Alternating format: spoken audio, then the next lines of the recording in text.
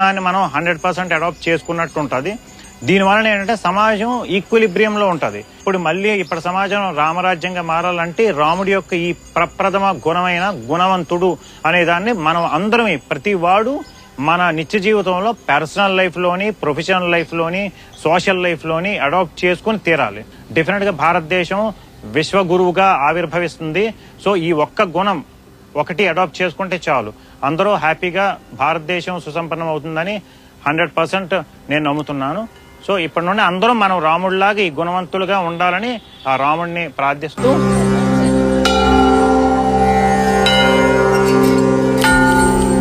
ఈరోజు మనం అయోధ్యలోని ఒక అద్భుతమైన ప్రదేశంలో ఉన్నాము.